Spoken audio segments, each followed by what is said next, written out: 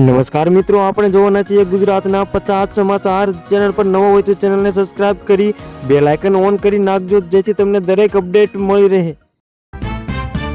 ગુજરાતમાં ઠંડીનો ચમકારો ઘટ્યો, પવનોની દિશા બદલાતા લઘુત્તમ તાપમાનમાં વધારો થયો.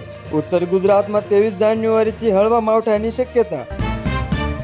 સૌરાષ્ટ્રનું કેશોદ 10.2 સેલ્સિયસ સાથે રાજ્યની સૌથી ઠંડુ શહેર નોંધાયું. નલિયા અને પોરબંદરમાં પણ તાપમાન 11 ડિગ્રીની આસપાસ રહેતા વહેલી સવારે ઠંડીનો અનુભવ થયો. રાજ્યમાં અત્યારે બેવડી ઋતુનો અહેસાસ થઈ રહ્યો છે. વહેલી સવારે ગુલાબી ઠંડી અને બપોરે હુંફાળો તડાકો રહેતા વાયરલ ઇન્ફેક્શનના કેસોમાં વધારો જોવા મળ્યો છે. ઊંઝા માર્કેટ યાર્ડમાં આજે પણ જીરુના ભાવમાં તેજી જળવાઈ રહી છે. ખેડૂતોને પ્રતિ મણ 7,000ની આસપાસ સારા ભાવ મળતા આવકમાં વધારો જોવા મળ્યો છે. ટેકાના ભાવે તુવેરની ખરીદી માટે આજથી રજીસ્ટ્રેશન પ્રક્રિયા વેગવંતી બની છે. ખેડૂતોને ઓનલાઈન નોંધણી કરાવી તેમજ SMS દ્વારા કેન્દ્ર પર બોલાવવાનું શરૂ કર્યું છે. કેનાલમાં પાણી છોડવાની જાહેરાત બાદ ખેડૂતોએ બાજરી અને તલના વાવેતરમાં ખેડકાર શરૂ કર્યા છે.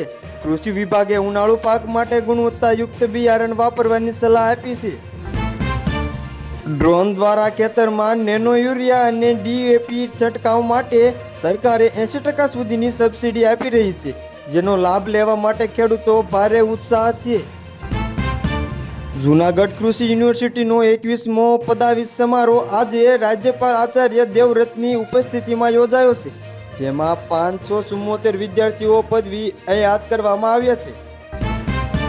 રવિ સિઝન માટે ડેપો પર યુરિયા ખાતરનો પૂરતો જથ્થો ઉપલબ્ધ છે. ખેડૂતોને આધાર કાર્ડ સાથે રાખીને જરૂરી મુજબ ખાતર ખરીદવા સહકારી મંડળીઓ દ્વારા સૂચના અપાઈ.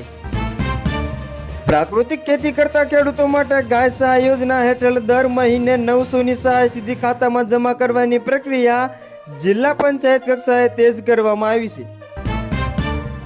આંતરરાષ્ટ્રીય બજારમાં ગુજરાતની મગફળીની માંગ વધી નિકાસકારો સક્રિય થયા છે. આનાથી સ્થાનિક યાર્ડોમાં મગફળીના ભાવ પ્રતિ મણ 1300થી 1500ની વચ્ચે સ્થિર રહ્યા છે. ખેડૂતો કપાસનો સંગ્રહ કરી રહ્યા હોવાથી યાર્ડમાં આવક ઓછી થઈ. સારા ગ્રેડના કપાસ ભાવ 1600ની આસપાસ બોલાવવાના ખેડૂતો હજુ તેજીની રાહ જોઈ રહ્યા છે. બનાસકાંઠા અને પાટણના પંથક રાયડાના પાકમાં ફૂલ આવવાની શરૂઆત થઈ ગઈ છે. અત્યારનું અનુકૂળ વાતાવરણ જોતા રાયડાનું બમ્પર ઉત્પાદન થવાની શક્યતા છે. સૌરાષ્ટ્રના કેટલાક છેવાડાના ગામોમાં કેનાલનું પાણી ન પહોંચતા ખેડૂતોએ રજૂઆત કરી. સિંચાઈ વિભાગે તૂટેલી નહેરોના સમારકામ માટે તાત્કાલિક ટીમો રવાના કરી.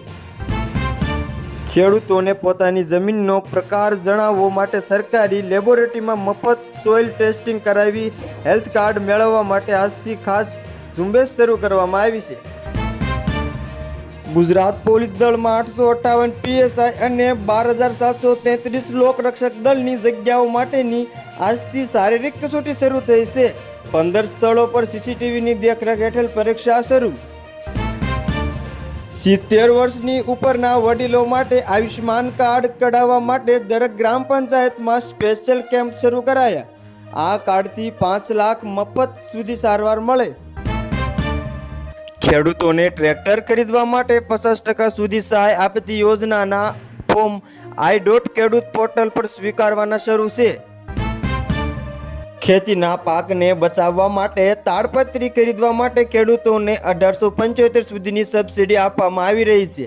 અરજી કરનાર ખેડૂતના વેરિફિકેશનની કામગીરી આજે હાથ ધરાઈ છે. સિંચાઈની સુવિધા માટે બોરવેલ પંપ લગાવવાની ઈચ્છતા ખેડૂતોને 50થી 60% સુધીની સબસિડી આપવાની જાહેરાત કરવામાં આવી છે, જેના ફોર્મ ઓનલાઈન ભરી શકાય છે. આવાસ યોજનાના બાકી રહેલા મકાનોનું કામ ઝડપી પૂર્ણ કરવામાં કલેક્ટરોને સૂચના અપાઈ છે. લાભાર્થીઓને ત્રીજા હપ્તાની રકમ સીધી બેંક ખાતામાં જમા કરવાની પ્રક્રિયા શરૂ થઈ. માધ્યમિક અને ઉચ્ચ માધ્યમિક શાળાના ભણતી દીકરીઓને દર મહિને આર્થિક સહાય આપવાના માટેના ફોર્મ શાળાઓ દ્વારા ઓનલાઈન પોર્ટલ પર અપલોડ કરવાની અંતિમ તારીખ જાહેર. સોલર રૂફટોપ યોજના હેઠળ સબસિડીની અરજી કરનાર ગ્રાહકોના ઘરે મીટર ઇન્સ્ટોલેશનની કામગીરી વીજળી પંપ દ્વારા ઝડપી બનાવવામાં આવી. નાના ધંધાર્થીઓને લારી, સિલાઈ મશીન કે અન્ય કીટ આપવા માટેની મંજૂરી પાત્રો આજે જિલ્લા ઉદ્યોગ કેન્દ્ર દ્વારા વિતરણ કરવાની તૈયારી પૂર્ણ કરવામાં આવી છે. ગંગા સ્વરૂપ આર્થિક સહાય યોજના હેઠળ લાભાર્થી બહેનોને હવે દર મહિને વધારાની રકમ સાથેનું પેન્શન ચૂકવવાની પ્રક્રિયા ટ્રેઝરી વિભાગ દ્વારા શરૂ કરવામાં આવી છે. બાંધકામ મિશ્રકોને 5 માપ પૌષ્ટિક ભોજન આપતી યોજનાનો વ્યાપક વધારવા માટે વધુ 10 નવી કડીઓ શરૂ કરવામાં આવી છે. કારીગરોને પોતાના વ્યવસાય વિકાસ માટેના વગર ગેરંટી ઓછી વ્યાજની લોન આપવા માટેની બેંકો દ્વારા ખાસ ડેસ્ક ઊભા કરવામાં આવ્યા છે. ખેત પેદાશોનો સંગ્રહ કરવા માટે ડાઉન બચાવવા ઈચ્છતી ખેડૂતોને 1 લાખ સુધીની સહાય આપવાની યોજનામાં નવા લાભાર્થીઓની યાદી આજે જાહેર કરવામાં આવી છે. આકસ્મિક મૃત્યુના કેસોમાં ગરીબી પરિવારને મળતી સંકટમોચન સહાય પેન્ડિંગ કેસોને નિકાલ કરવા માટે તાલુકા વિકાસ અધિકારીઓને 10 દિવસનું અલ્ટિમેશન અપાયું. સરકારી સહાય મેળવવા માટે જે ખેડૂતોના ખાતામાં આધાર સીડિંગ બાકી હોય છે, જે બેંકમાં જઈને ઈ-કેવાયસી કરાવવા માટે ગ્રામ સેવકો દ્વારા સૂચના અપાઈ. ગુજરાતમાં આજે ડીઝલના સરેરાશ ભાવ 90.16 પ્રતિ લીટર આસપાસ છે. અમદાવાદમાં 90.67 અને રાજકોટમાં 89.91. સુરતમાં આજે પેટ્રોલના ભાવમાં 26 પૈસાનો વધારો થતા ભાવ 94.53 પર પહોંચ્યો. અન્ય મોટા શહેરોમાં ભાવ સ્થિર રહેતા વાહન ચાલકોને મિશ્ર પ્રતિસાદ મળ્યો. ઉજવાયેલા યોજના લાભાર્થીઓને મળતી સબસિડી સીધી બેંક ખાતામાં જમા થઈ રહી છે. ગેસ એજન્સીઓએ ગ્રાહકોને ફરજિયાત ઈ-કેવાયસી કરાવવા માટે છેલ્લી તક આપી. ભારતીય બજારમાં સોનાના ભાવમાં આજે સામાન્ય ઘટાડો જોવા મળ્યો. લગ્નસરાની સિઝન હોવા છતાં વૈશ્વિક બજારની અસરે કારણે ગ્રાહકોમાં ખરીદનો માહોલ. ચાંદીના ભાવે આજે ફરી રેકોર્ડ તોડ્યો છે. એક જ દિવસમાં મોટો વધારો થતાં રોકાણમાં ખુશી છે. ભાવ 1 લાખની નજીક પહોંચવાની શક્યતા. શેર બજાર આજે સેન્સેક્સ 82,000 ને નિફ્ટી 25,000 સ્તરે સામાન્ય ઘટાડો સાથે ટ્રેડ કરી રહ્યા છે. પ્રોફિટ બુકિંગ કારણે બજારમાં વેલિબિલિટી જોવા મળી છે. મુખ્યમંત્રી ભૂપેન્દ્ર પટેલની અધ્યક્ષતામાં આજે કેબિનેટ બેઠક મળશે, જેમાં બજેટ સત્રની તૈયારીઓ અને ખેડૂતોના પ્રશ્ન અંગેની મહત્વ ચર્ચા થવાની શક્યતા.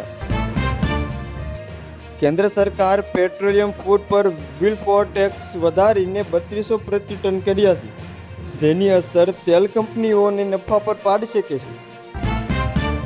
રિક્ષા ચાલકોને સીએનજીના ભાવમાં ઘટાડો કરવાની માંગ સાથે આજે કેટલાક વિસ્તારોમાં રજૂઆત કરી ગેસ કંપનીઓ ભાવ ઘટાડવા અંગેની વિચારણા કરી રહ્યા છે. અમદાવાદ બિલ્ડ જૂથો સાથે સંકળાયેલા 30થી વધુ સ્થળોએ ઇન્કમટેક્સ વિભાગ દરોડા. આજે બીજા દિવસે પણ મોટા પાયે બેનામી વ્યવહારની આશંકા કરી છે. આરબીઆઈ દ્વારા ડિજિટલ રૂપિયાનો વપરાશ વધારવા માટેની વેપારીઓને પ્રોત્સાહન આપવામાં આવી રહ્યું છે. આગામી બજેટમાં ડિજિટલ ટ્રાન્ઝેક્શન પર રાહત મળી શકે છે.